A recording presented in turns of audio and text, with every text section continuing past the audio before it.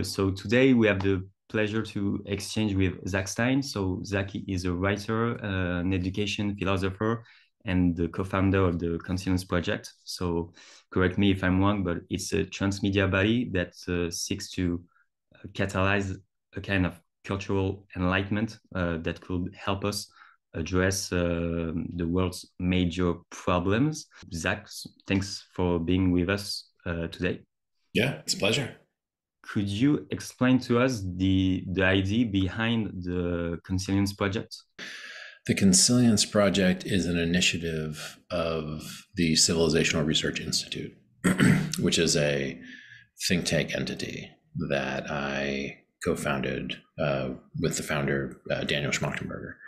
And so we do basic work there on the nature of civilization, civilizational collapse, catastrophic risk, existential risk, and all of that under the heading basically of the meta crisis. And the Consilience Project was an attempt to address what we've called the sense-making crisis, which is prior to any discussion of the meta crisis, which is to say you have to have a place where you can have a discussion. And so we did a whole series on propaganda in the Consilience papers and addressed the challenges of 21st century sense-making and hyper-objects, and just kind of tried to look at the difficulty with the contemporary digital media environment as a place where public conversation and public sense making can take place. So that was the Consilience Project, just to address that, but it's part of a larger effort to try to mitigate the meta crisis, which is a whole other conversation. And of course, AI and exponential technology development is one of the things that's driving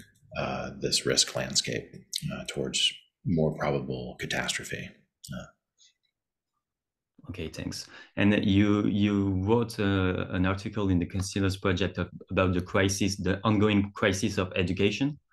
First, could you give us your definition of education, how you look at education, and maybe talk a bit about the reason why we are in an education crisis, which I guess is a bit multifactorial, but maybe one aspect of it. Yep. Yeah.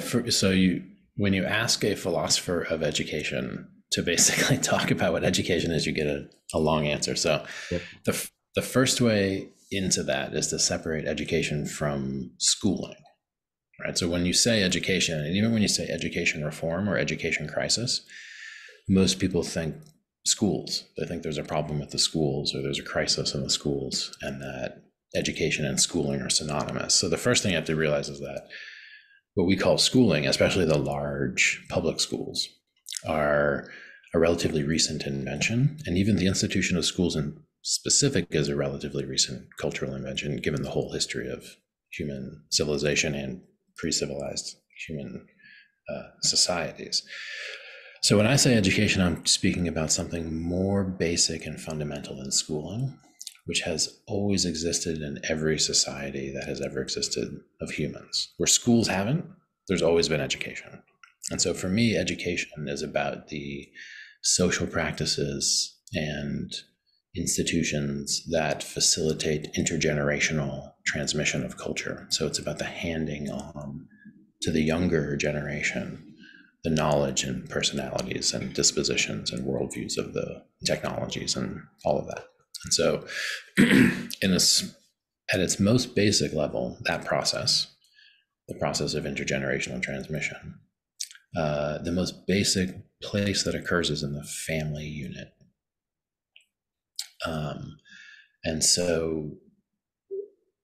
And the type of family unit that the human creates, and specifically the length of duration of childhood and the length of duration of gestation,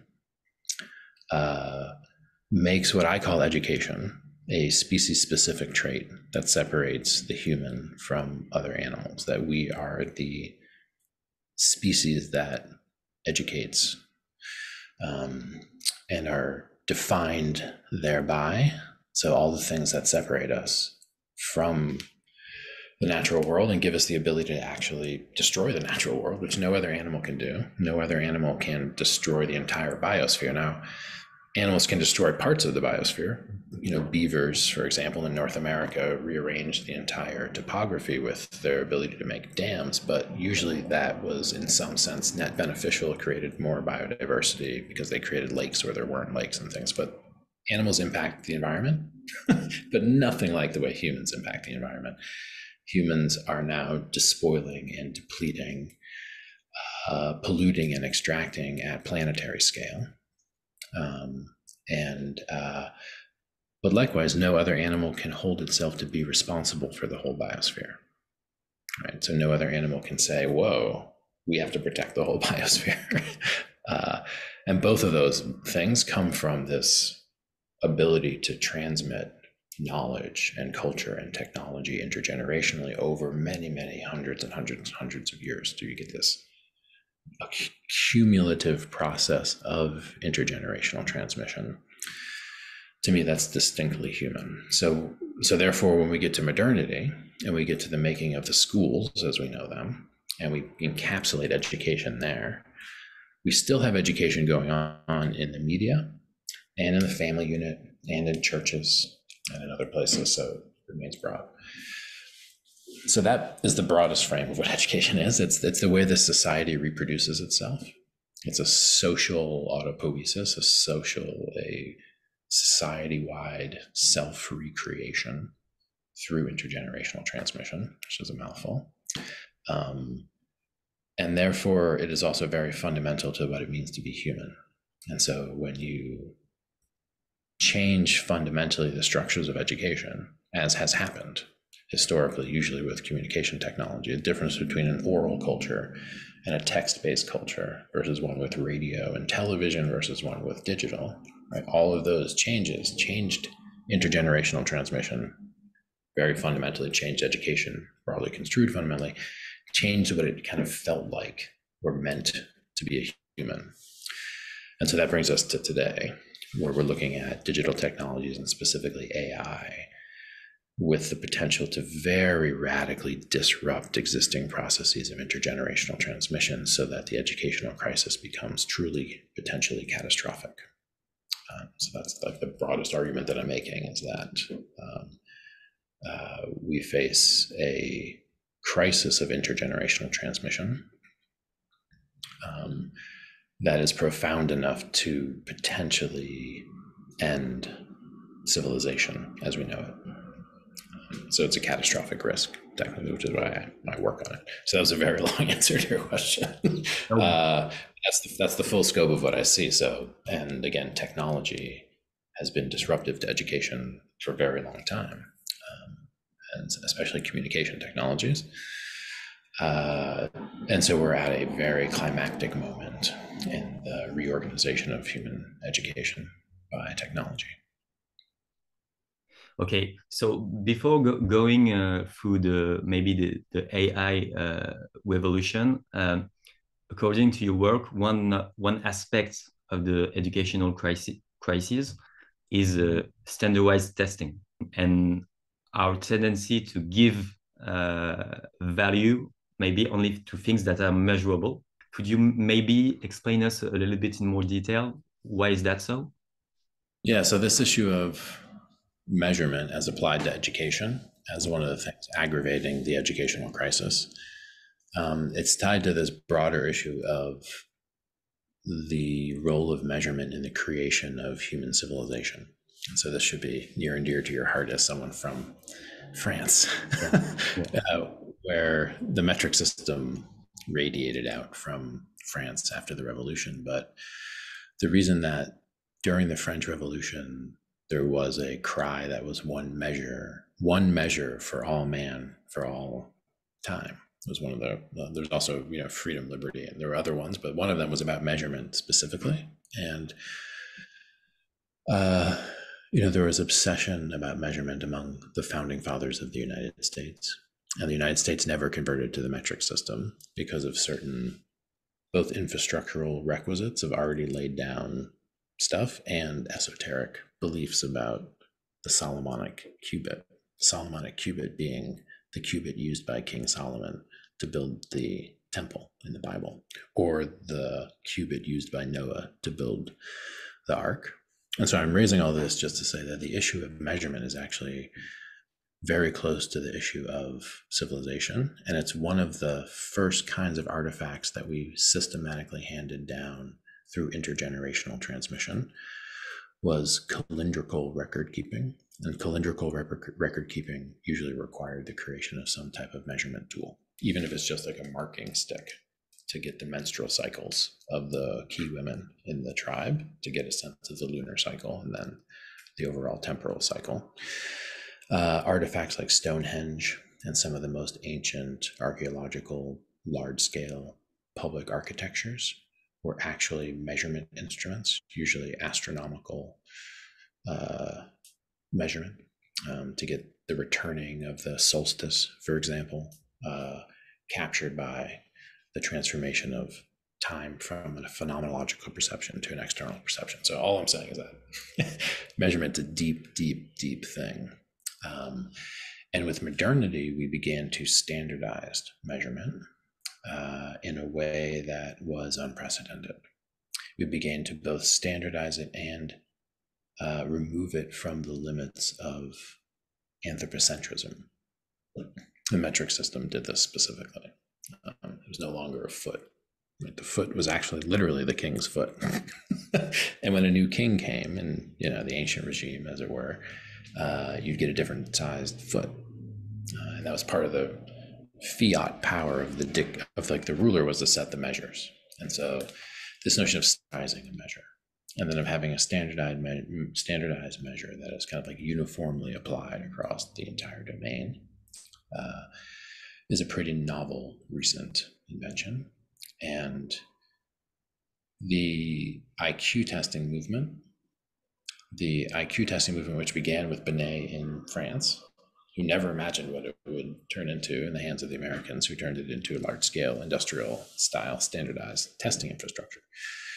But there was this kind of coincidence of history where, as we began to have the physical technologies to standardize physical measurement, specifically using wavelengths of light to standardize the length of the meter being a physical object stored underground in a vault somewhere in Paris, actually, if you look into that.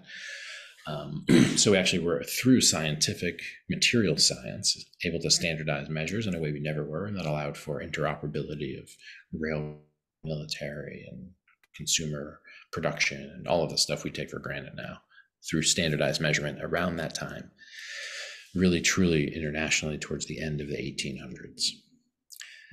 Around that same time, we get the IQ testing movement, and they trick themselves into thinking that they have done in the world of psychological measurement what had just been accomplished in the world of physical measurement. But that had not happened.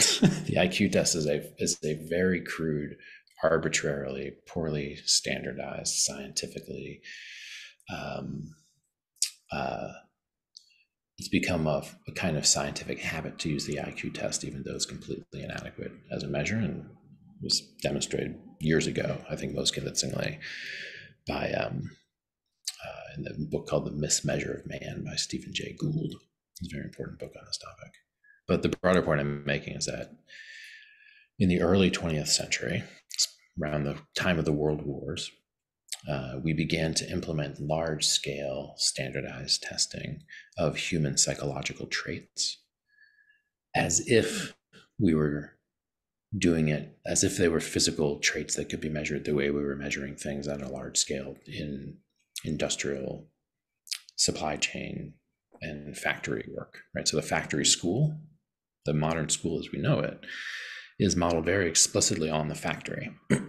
The graded classrooms, the graded evaluation systems, and the standardized measures, all of them analogous to what would occur in a factory where you're grading your materials and you have standardized measures and the output is evaluated a certain way. So that strict analogy between the factory that's measurement driven and the school that's measurement driven was pushed very hard as a kind of like new science of education, a kind of cult of educational efficiency. And so it's like this long preamble from the anciency and the traditions in which measurement the traditions in which measurement was held as a sacred capacity that the humans had the obligation to pass on from generation to generation, to a situation where measurement is a scientific tool of industry, and then potentially a tool that can be used to engineer human outcomes through standardized measurement and quality control based on standardized measurement, the way you do in a factory, where you improve the output of the factory by operating on measurement enabled improvements in quality and efficiency, right? So the same idea, measurement enabled improvement in quality and efficiency of human output. And so that has caused the educational crisis as we know it, basically, in the schools, specifically the over-application of measurement-driven and efficiency-oriented decision-making without the appropriate degree of psychometrics and without the philosophical framing that could allow that to be done in a way that's doesn't create more problems than it solves, which is what the current system has done. So that's a very long-winded answer, but at the end of the day, most forms of standard testing in schools create more negative externalities, which is to say they create more problems than they solve.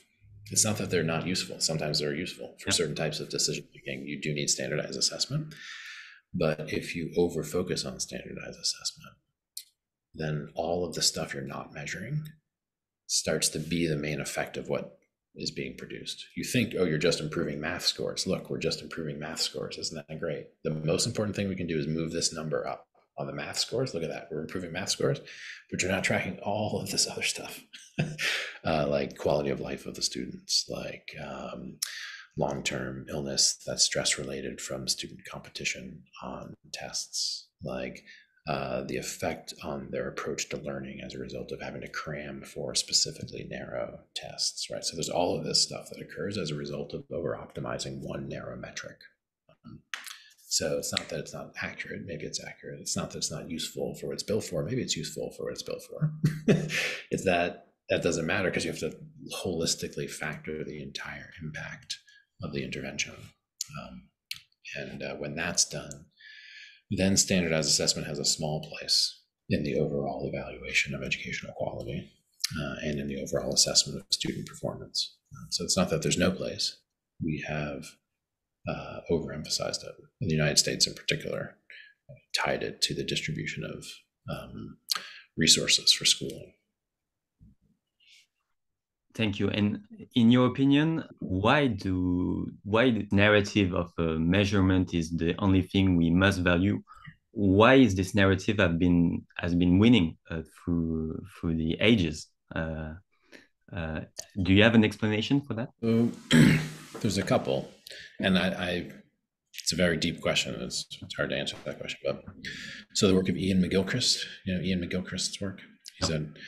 So Ian McGilchrist is a neuroscientist and psychiatrist and philosopher. He wrote a book called The Master and His Emissary, and another book called The Matter with Things.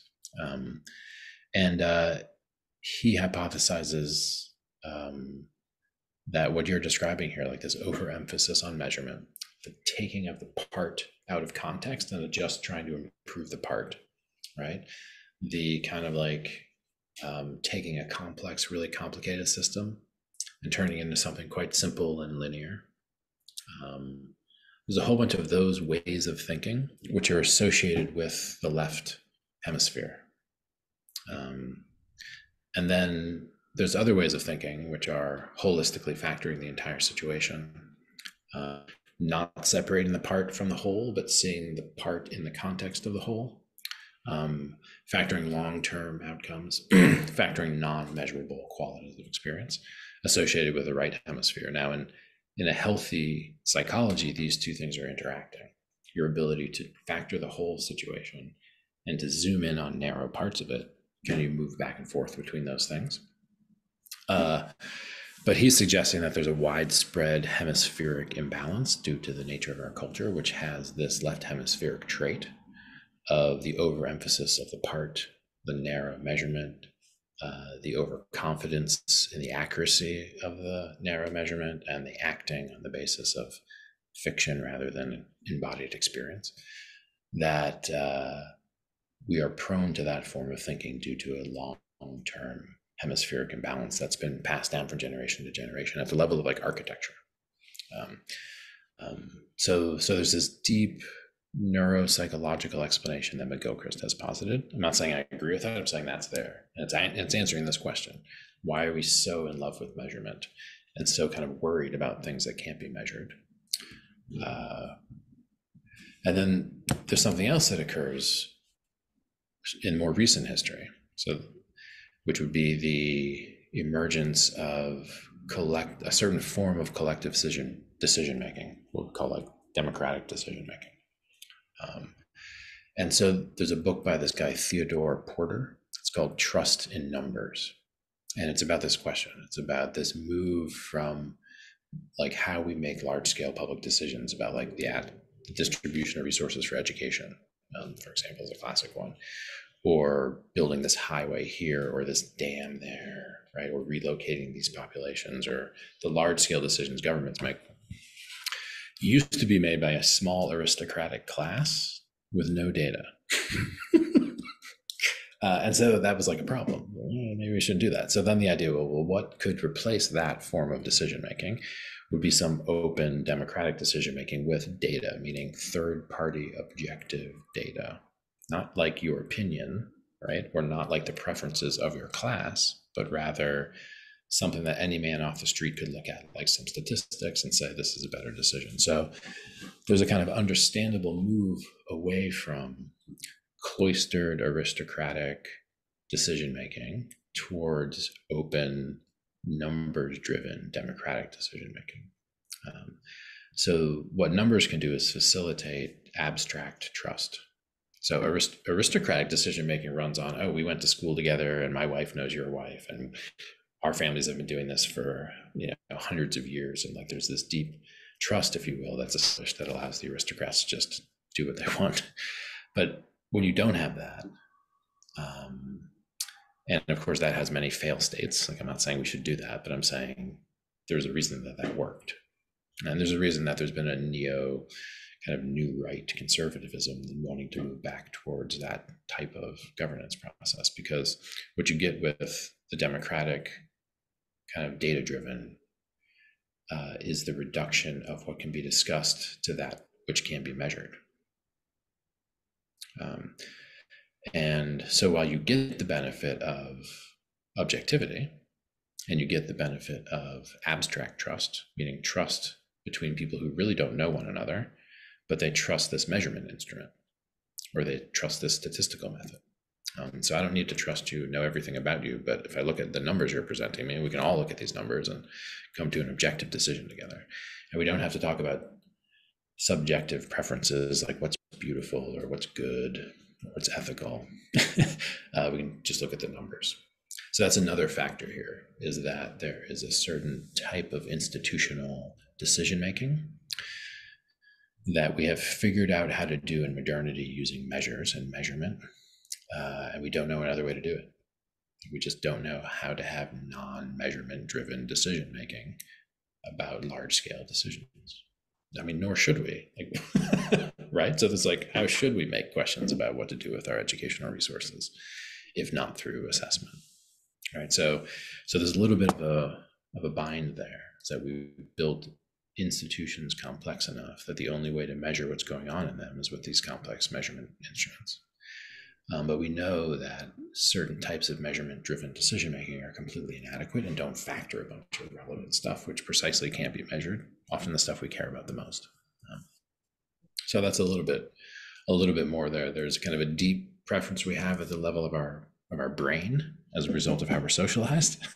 And then that couples into this kind of institutional,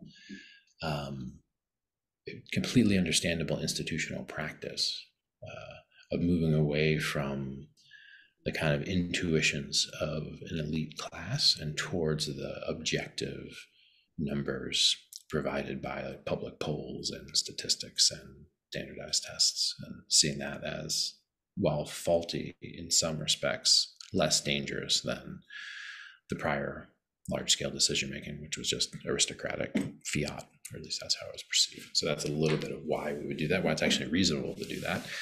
And then there's very real questions about what decision-making look like that is kind of like beyond that, which factors what numbers can show us, but also factors the limitations of the number, and then has a way to actually account for. So if you think about accounting, that's a lot of what this is, it's accounting, to account for the unmeasurable aspects of human experience. That's very important to get that there are those, that they exist. Okay, and in your opinion, how this relates to AI? Because we talk a lot about the alignment problem. Is there a connection here between our tendency to always measure and the limitations of this way of thinking, this culture, and the AI problem? Absolutely. And that's like a very pointed way in.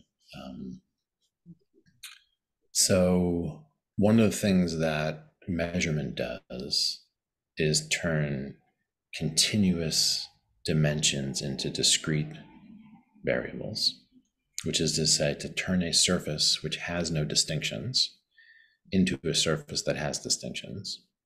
So like if I have just a flat wall and I put a ruler up against it, I've just turned a continuous wall into 6 inches of definable space. So the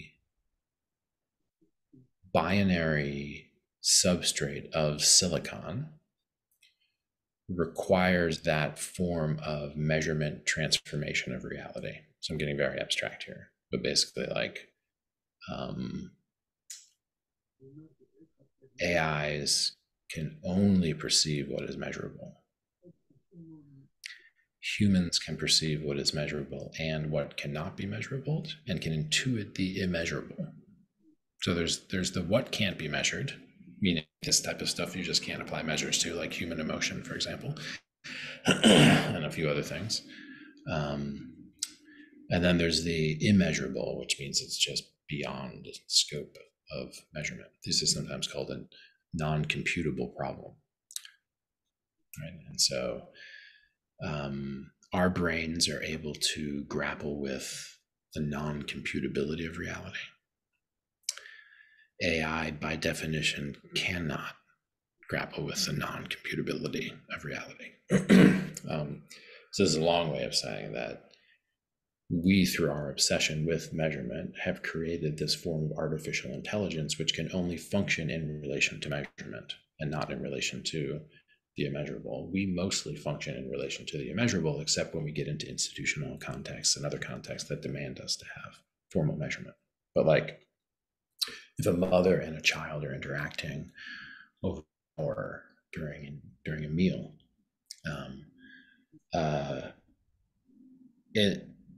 there's no measurement taking place in the way that the mother modulates her behavior to get the child fed and to have a pleasant experience between the mother and the child. Like just full stop. Like we could totally, as social scientists, apply a bunch of measures over that. But the way the mind works is not to apply an abstract grid of measure. But if you're an AI, there's no other way but to use your sensor network to apply an abstract grid of measurement and to not even be factoring what can't be measured. So it's a very fundamental issue in the relation between silicon and carbon, and the relation between the binary and the non-binary, and the computable and the non-computable, and the measurable and what cannot be measured. Okay? And so reducing all of what it means to be intelligent to one side of that is what AI is doing. Whereas, to like bring McGilchrist back, the full capacity of the human mind brain is to do both of those. It's actually to hold the measurable and the immeasurable together in your perception, and to work with measures while being able to also perceive the limits of the measures that you're working with. So that's one way in, is just to say, yeah, we're going to end up putting into practice at a very large scale forms of machine intelligence that take our obsession with gets measured everywhere. And that makes us think we're measuring everything. And we may be measuring everything that can be measured, but we're not thereby measuring everything because there's a huge dimension of reality that cannot be measured. So again, I'm doing basic metaphysics here because the discussion of AI actually requires basic metaphysics and people don't really know how to do it. That's one of the confusions in the field that makes it so risky. So that's all occurring. And then many of the most charismatic applications of AI are occurring in communication technologies. So now back to the whole, how do we disrupt education? Well, it's with innovation in communication technology. So one of the places that AI is really hitting us is in communication technology. That means that one of the most immediate risks of AI is actually in its ability to disrupt intergenerational transmission. Very, very, very fundamentally. So there are many other risks with AI. Like there's automated weaponry. Like we create things that kill. There's like the gray goo scenario where you create a self-replicating thing that just eats the entire world by accident. There's it's malevolently sentient. It becomes this evil thing. There's you're coupling machine intelligence to capitalism and therefore speeding all the extraction and pollution mechanisms up. So there's all of that risk. And then there's this one that I'm talking about, which is that AI coupled to communication technology will create a socialization environment that undermines most of our longstanding practices of intergenerational transmission, meaning you could have a digital media / computer interface environment, augmented reality, virtual reality, whatever it ends up being, that is rich enough, smart enough to replace parenting and teaching.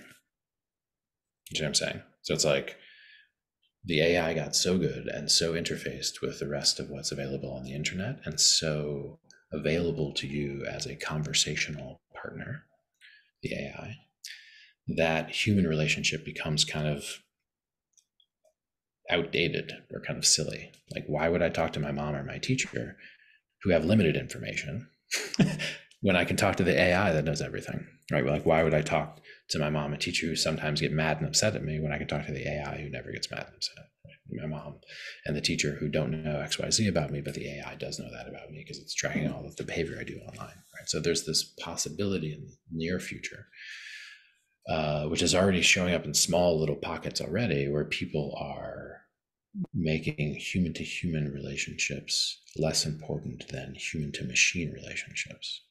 And if the main modality of socialization becomes human to machine, then we've just done something very fundamental around the basis of what it means to be human. Because my definition of human is that we're the educating species. We're the species that spends a long time with the young ones in situations of intergenerational transmission. And that's what allowed us to do all of this stuff that we've done, is that cumulative process of intergenerational transmission. So if now instead we're the species where it's not me and another human hanging out, it's me and a machine, what have we become? And what is this generation that is the first generation in history to be more socialized by machines than by humans? What is that generation? How do they understand the other generations that came before them? I would argue potentially a speciation of it. Meaning essentially that the generation that is raised by machines is in one sense no longer recognizably human, and therefore not bound by the same type of moral agency as the human, but bound in a kind of cyborg relationship with the AI. And so that ends this experiment that we've known of as human and human civilization, and it emerges into something that the transhumanists might be excited about, but that I worry about. So that's a little bit more on the AI angle there. Yeah. And so, in your opinion, is there another path for education than an education with AI, or is that inevitable? So absolutely, there's a way to do it. There's a way to do it with AI that works well. Yeah. There's a way to do it with AI that basically is a nightmare. And then there's a way to just really limit the role of AI in childhood. So we're going to start with that one, right? Which is that why would we immediately bring the most powerful technologies that have ever been developed, that have not been tested, right into the hands of young people? This is what we're doing.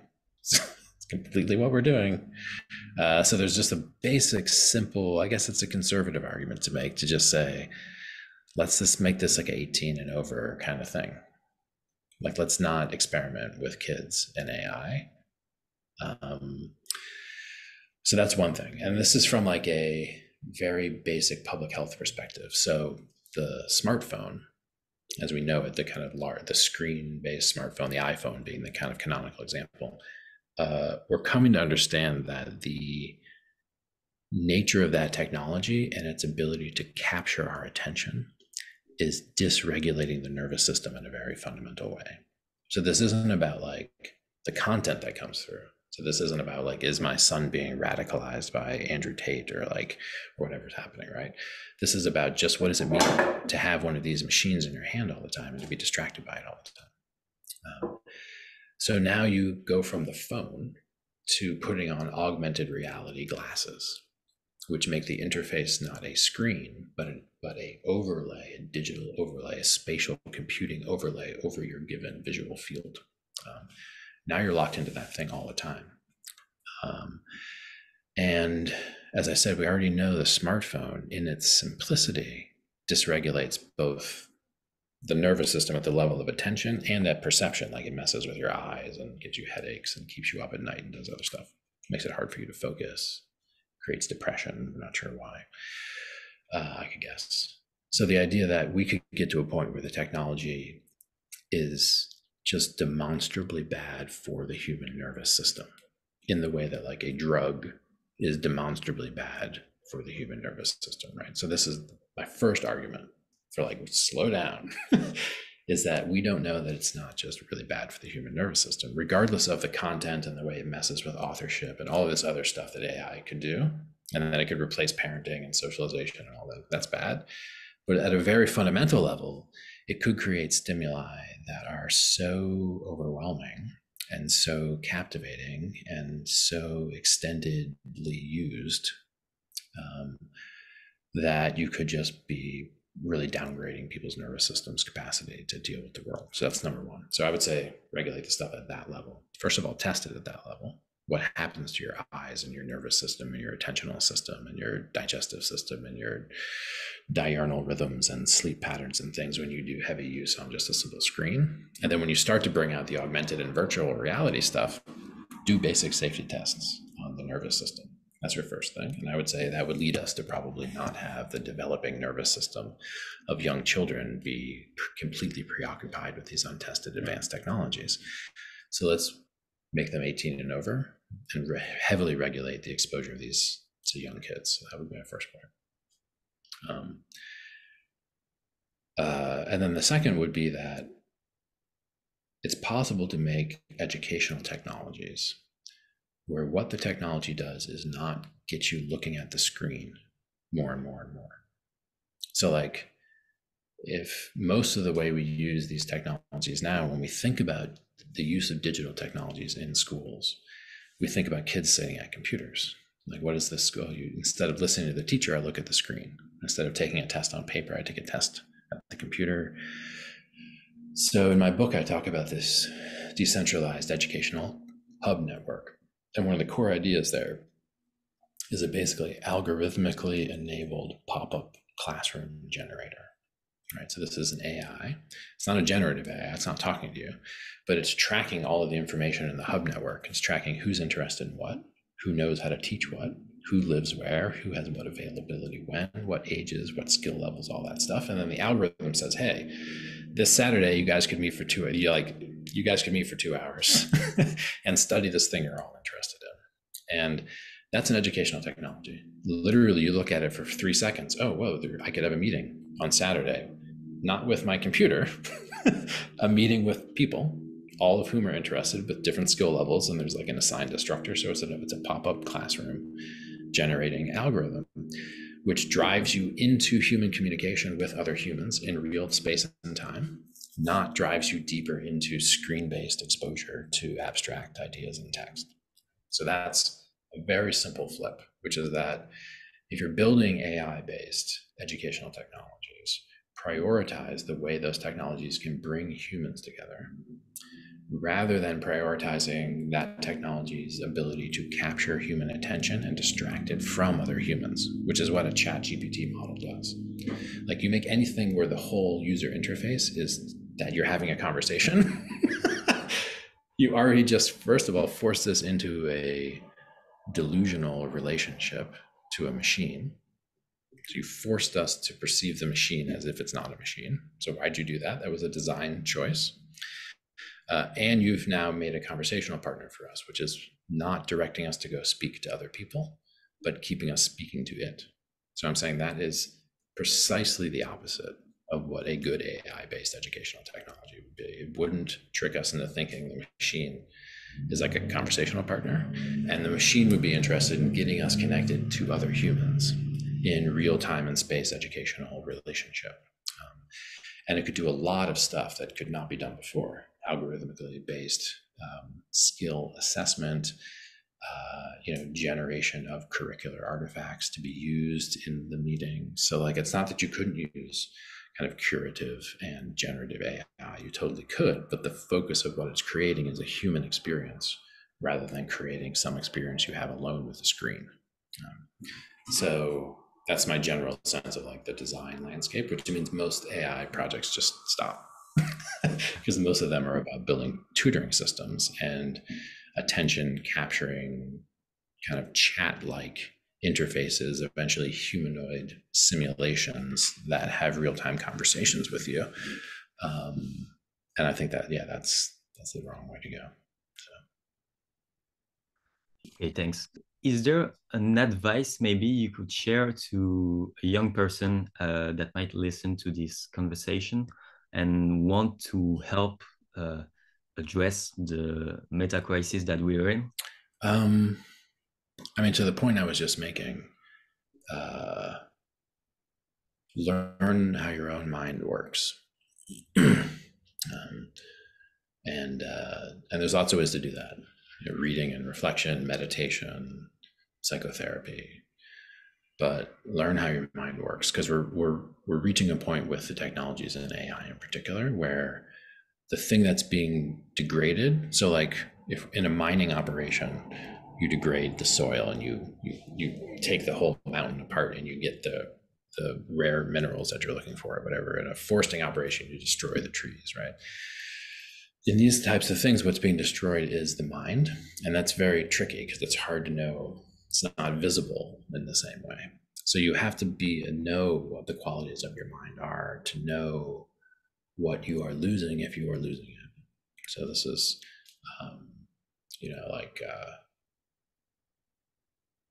if you're not able to sit and have a train of thought, your own train of thought that you're either writing down or just imagining for 3 to 5 minutes, your own train of thought. How will you know if you're having a train of thought that's not your own?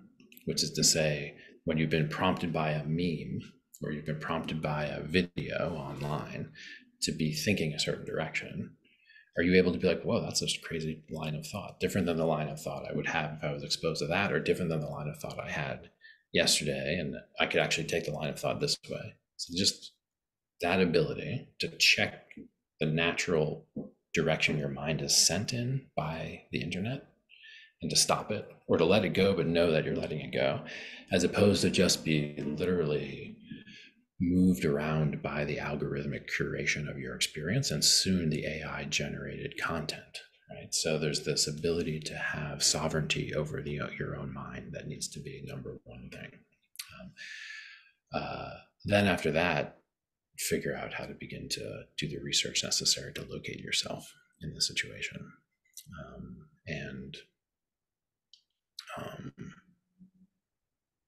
Yeah, that would be my main advice. Reality is not what's on the screen, nor is reality what's being referred to by the screen.